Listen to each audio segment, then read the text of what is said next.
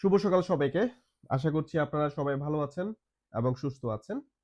আজকে আমরা যাচ্ছি হনুমানজির টেম্পলে। হনুমানজি টেম্পল আজকে আমরা দর্শন করব। এটা মূলত একটা সাউথ ইন্ডিয়ান টেম্পল, যেটা আমাদের মিশিগানের ফার্মিংটন হিলসে অবস্থিত। সো এই মন্দিরটা আজকে আমরা দর্শন করব এবং আপনাদেরকেও দেখানোর চেষ্টা করব। সো মন্দিরের প্রথমে ঢুকতেই প্রবেশদ্বারে যে জিনিসটা আপনাদের চোখ নজর কাড়বে সেটা হচ্ছে ঢুকার প্রথমেই কিছু বিশাল বিশাল পাথরের ঠাকুরের বিগ্রহ আপনাদের চোখে পড়বে, যেগুলো বেশ সুন্দর করে সাজানো আছে। এ ধরনের বিগ্রহ বেসিক্যালি আমি মিশিগানে অন্য কোনো মন্দিরে আমার চোখে পড়েনি। এখানে তারা বেশ সুন্দর করে প্রতিটা বিগ্রহ বেশ যত্ন সহকারে তারা সাজিয়ে রেখেছে। ঠাকুরের বিগ্রহগুলো প্রণাম করে আমি মূল মন্দিরে প্রবেশ করলাম।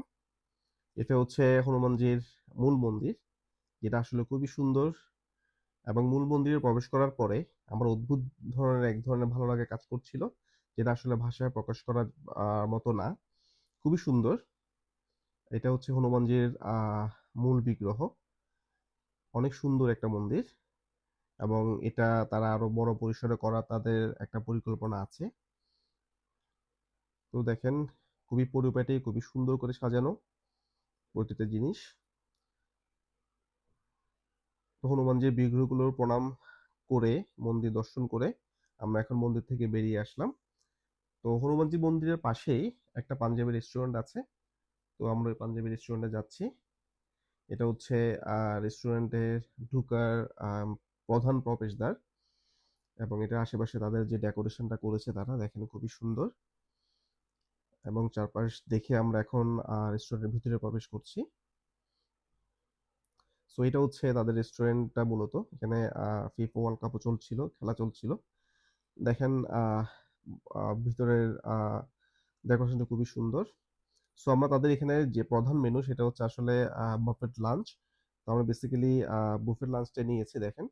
সো এখানে তাদের বুফে সব ধরনের খাবারগুলো সাজানো আছে। সো এটা হচ্ছে আপনার বাটার নান, প্লেন নানও বলা যায়। এরপর এটা হচ্ছে মাটন, মাটন কারি।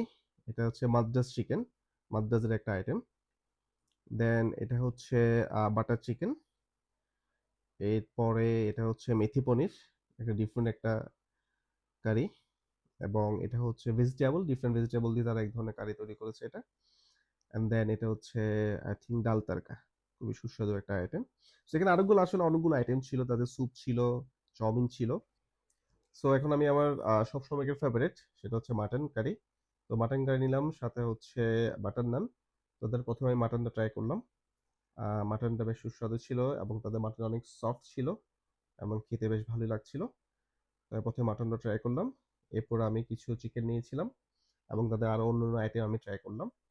সো তাদের সবগুলো বুফ আইটেম ট্রাই করার পরে এখন আমি আসলাম ডেজার্ট সেকশনে।